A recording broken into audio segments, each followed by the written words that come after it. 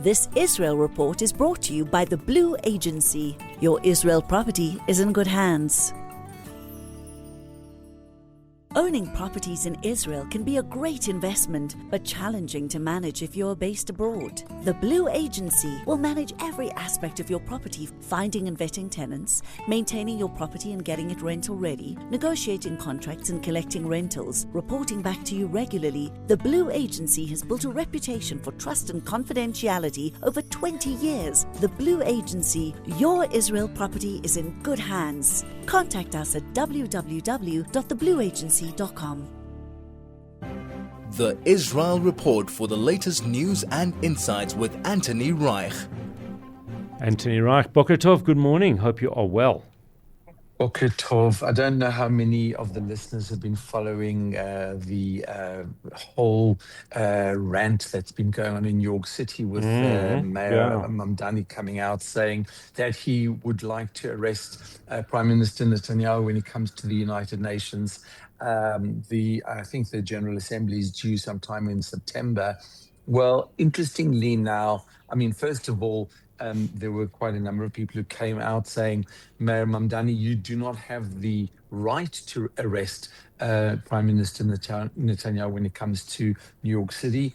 The two reasons that were given were, first of all, that the United States is not signed up to the Rome Statute, which is the statute that brought the International Criminal Court into existence, and it's those countries who support and are subject to the rulings of the International Criminal Court. And the second thing, of course, is that there is a special law in the United States whereby those leaders who come to New York to visit the United Nations for the purposes of business of the United Nations have certain immunity against arrest and against other laws that might apply generally in the United States.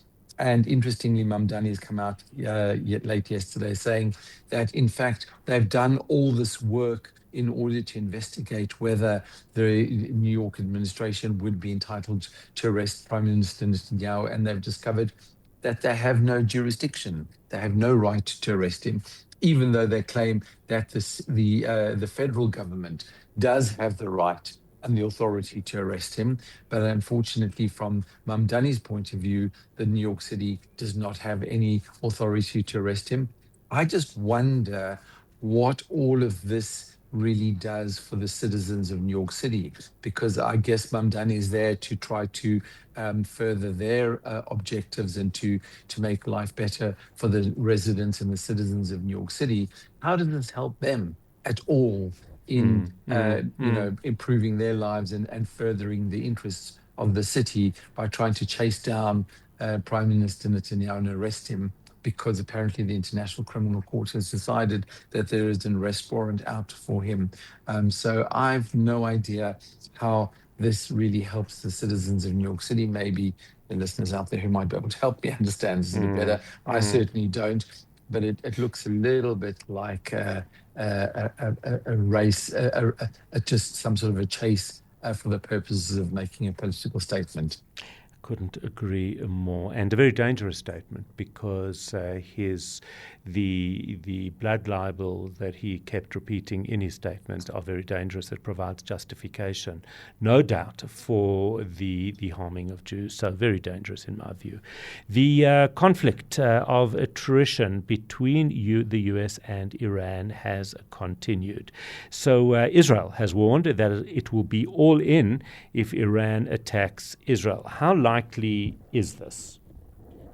I think it's increasingly likely, and I've said so a few times already over the past few days, and it feels almost like, we're going over old ground. But interestingly, last night, the 11th consecutive night that the US Central Command has attacked Iran, last night they really focused on hangars and logistics rather than trying to attack specific military targets. But I guess hangars and logistics are indeed military targets, operation centers, maritime capabilities, aircraft hangars, drone storage facilities, military logistics infrastructure. So it's really all about the infrastructure that the Iranian army has and the Iranian Revolutionary Guard Corps have in order to wage a war, rather than specific radars or specific launch sites that have come under attack in the past. Let's not forget that Iran, over the last 3 months, has attacked something like 30 commercial vessels which have been sailing through the Straits of Hormuz. I think from Israel's perspective, I would say two things. First of all, that this war of attrition is really great for Israel. Israel doesn't have to be involved. At the same time, Iran's military capabilities are being reduced, are being hit, are being put under pressure. So I think from Israel's perspective, this is all welcome. This is all great news. There has been a certain conflict which arises at Ben Gurion Airport, where apparently more and more US refueling planes in particular are taking up space at Ben Gurion Airport. There has been a request for even more space to accommodate US military aircraft, particularly these refueling planes. And this comes at the expense of civilian activity, civilian aircraft activity, because the authorities at Ben Gurion Airport have come out saying they simply can't accommodate any more American military planes at the airport without having to cancel flights. And of course, we're now at the height of the summer season when a lot of Israelis in particular are wanting to travel away, travel abroad to escape a little bit from the tension that we feel here in Israel as a result of 3 years of war, almost 3 years of war ongoing. A lot of people are looking just to go to places outside of Israel, even though there have been numerous reports about Israelis being hounded in foreign countries, all kinds of internet websites that have been set up encouraging people to report whether when they see Israelis or when they see Jews in their country. Italy, for example, had to take down a website where people were being asked to report whether they've seen Israelis and they've seen Jews, so that they can literally be hounded in those countries, which doesn't sound like a great vacation in the summer. But nonetheless, that is the case. But, Israelis nonetheless are traveling abroad in significant numbers to try and have a summer holiday, to get away from the tension. And now Ben Gurion Airport is saying, if we have to accommodate any more US military planes at our airport, we will have to be canceling civilian flights because we simply can't accommodate anymore. So that gives you an idea of how much buildup there is at the airport of these American military planes. We understand that some of them have actually been evacuated from Gulf countries where they are considered to be in danger because Iran has been attacking American facilities in Gulf countries over the last couple of weeks more intensely than before.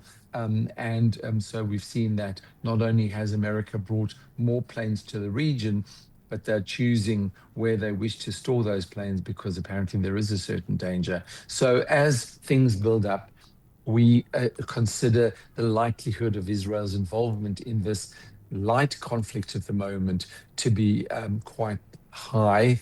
And of course, if it does involve Israel, if Israel is attacked and Israel responds, then I suspect that this sort of conflict of attrition will blow up into something a lot more significant. And the Israeli authorities are saying, we're ready for that, and we will be involved if necessary. Yeah, what was interesting is last night there was some concern that the Israeli embassy in Bahrain had been hit. It turns out, in fact, that it hadn't been. But I was wondering what would have happened had that been the case. Would that have been enough to pull Israel into this conflict?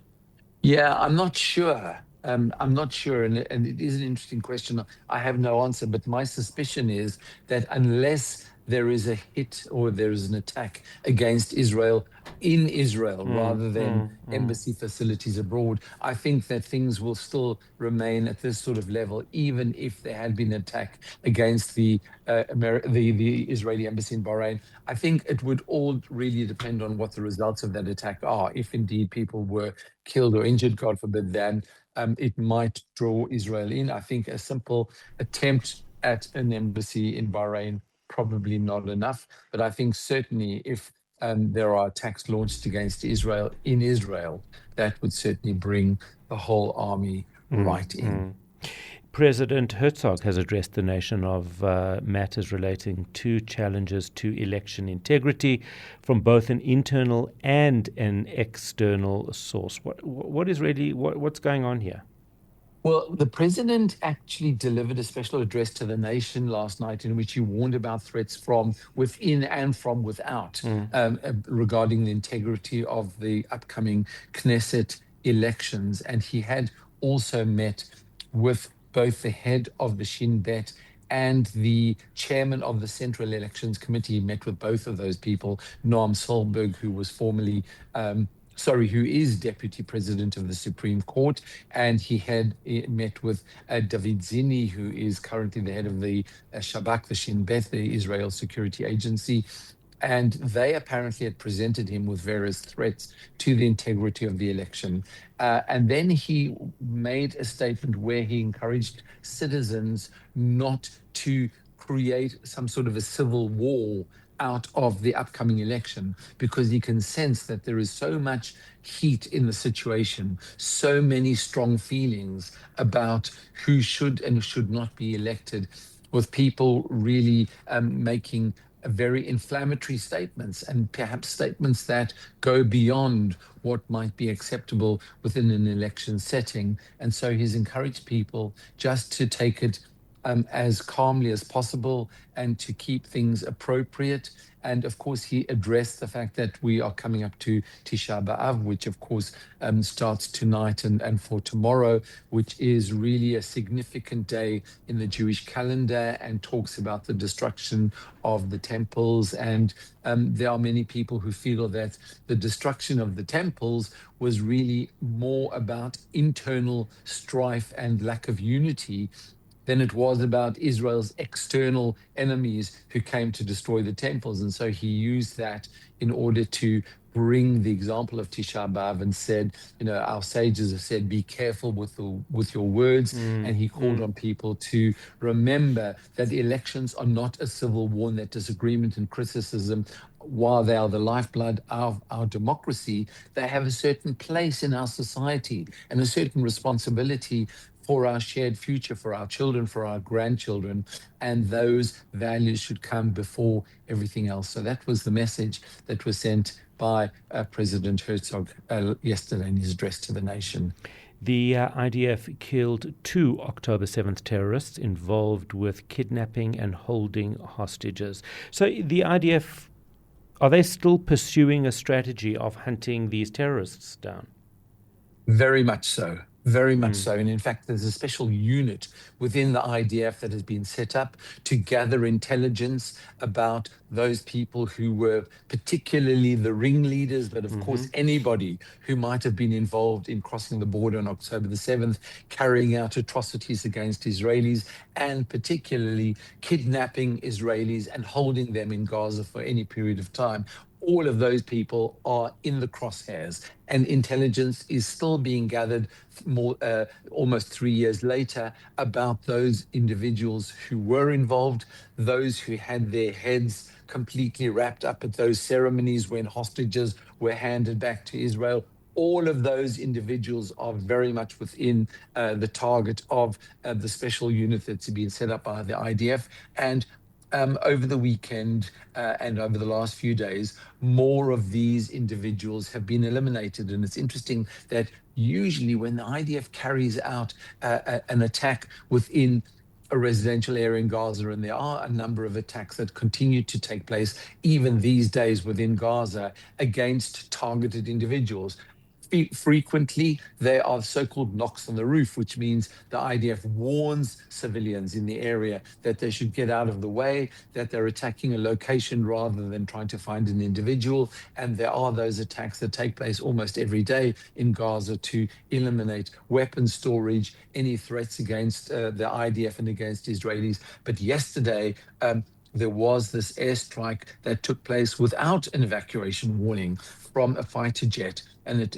attacked a certain the family home in the Natsar neighborhood of Gaza City.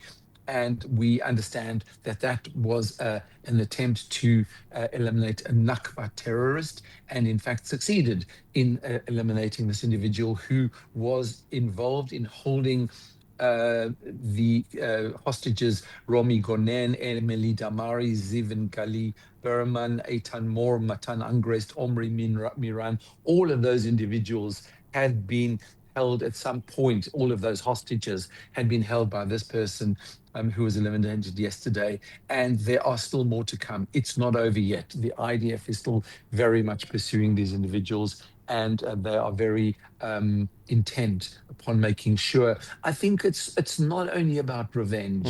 I think it's also about giving our hostages who have now returned home some sort of a sense of confidence and comfort that those evil people who were just treated them so badly, and that they don't escape without any consequences, that our army will continue to pursue them, that they are very much in the target. And I think that it's perfectly legitimate because that is part of war, and people who take these actions will need to suffer the consequences.